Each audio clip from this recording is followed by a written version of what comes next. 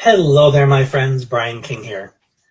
One word that I know that gets batted around a lot is the word acceptance, especially when someone else is telling us to do it. Now, this may have been something that I talked about in a prior video, but it bears repeating because it's very important. Somebody telling us, well, you need to learn how to accept this, especially when it comes to our challenges. I've heard teachers and parents say throughout the years, you need to accept your disability, you need to accept your limitations, so on and so forth. But this is what we typically hear when someone encourages us to accept. We hear, you got to be happy with this.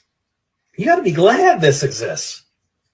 And we mistakenly think that there needs to be pleasure in acceptance. Not all the time, as you know. Because sometimes the things that we are being encouraged to accept are some of the toughest things in life. All the different, hey there, Liam, great to see you, buddy. Man, long time no hear. So one thing I've learned in terms of acceptance over the years, and this is with the help of some of my mentors, because even this old noggin needs some adjusting every now and then. And if you ask my wife, probably every single day. So now what I've learned to do is when someone encourages me to accept, what it reminds me of is that, Brian, you're trying to deny the fact that this reality exists. So when you think of acceptance, think of it this way. You're not thinking that you like it, you enjoy it, you have to pretend yourself it's A-okay. All you have to do is acknowledge that you may not like it, but it is the reality. And some of you in my tribe lately have really suffered some horrible, horrible life events. Some that are probably going to stay with you forever and change who you are. I'm not going to say, who's who, you know who you are, but man, some stuff that no human being should ever experience has befallen you. And you're struggling with acceptance. Because why on earth would you want to acknowledge some of these things as being real? But it doesn't change the fact that they are. Because once you can say to yourself, you know what? This sucks. It hurts. I've cried and cried and cried. I've shouted from the rooftops how mad I am about this.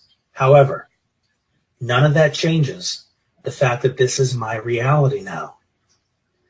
Whether it's the loss of someone you love, a sibling, a child, a divorce, it hurts, and it hurts at some of the deepest levels. And yet, it's the reality. So what do? Once you accept that this is the reality and allow yourself to take in just what this means for your life, then you can begin considering, what is my next step forward? Because speaking for myself, with some of the stuff that I've had to deal with, cancer when I was 18, my ex-wife leaving me and my 3 sons, and me having to figure out, where do I go from here? Now, my entire vision was, I've got this partner and we're going to, till death do us part, and now all of a sudden we're all kicked to the curb. This was not on my radar. What do? So the time came where I shed enough tears and had to ask myself, what's my next step forward? Because I still got 3 boys to raise. And in the most overwhelming experiences, that's all you need to be able to conceive and picture is your next step forward.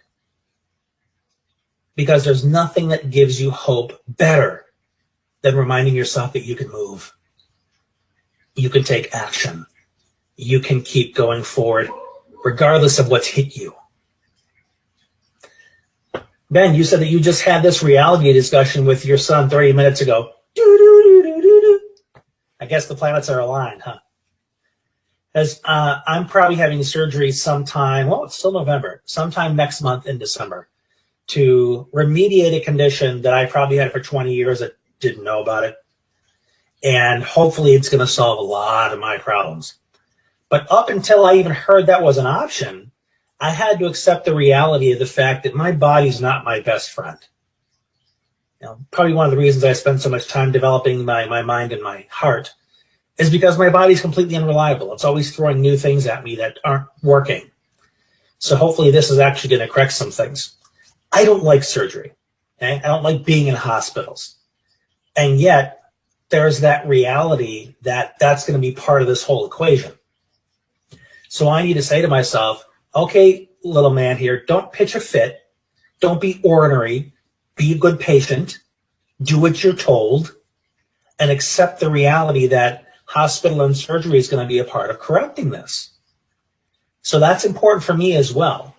Because if I were to sit there in the, man, I don't like this. This sucks. How can we say it? If I get stuck in that place, way to create my own misery. That's a place of not acceptance. That's a place of resistance when you start complaining and all that stuff. But when you say, this is the reality, I need to find a way to make this work, to see it as something that is necessary for my journey in order for me to have the outcome I want. It's unpleasant, but it's the reality, and it's temporary. Maybe not all of it's temporary. Some of it is going to stick with you. Some of it you can't get back if there are losses. But the stuff that is temporary, and you acknowledge its temporariness, it's kind of easier to get through it, wouldn't you say? Because there's no point fretting over the things that are going to come in and go. Why even give it all that attention? Why give it that much power? Doesn't deserve it. So I hope this reframe of acceptance has been helpful for you. Because there's no question we are up to our eyeballs in reality these days. And a lot of us spend time saying things like, oh man, I wish I could just go to bed and wake up and it'll be gone. You know that's not going to happen. It's still going to be there. But you can say to yourself, man, this is a reality that's tougher than I ever expected. But you know what? I'm going to figure out a way to take one step forward. So let your plan be about taking action regardless of this reality, as opposed to trying to find new ways to resist it, new ways to be upset about it, new ways to make yourself miserable. It's much more practical to plan a path forward, because that's what helps us grow. That's what helps us find happiness again. So hopefully this has been valuable. Thank you so much for listening, for watching. I really cherish your time, and I'm extremely grateful for you. This has been Brian. We'll talk again soon.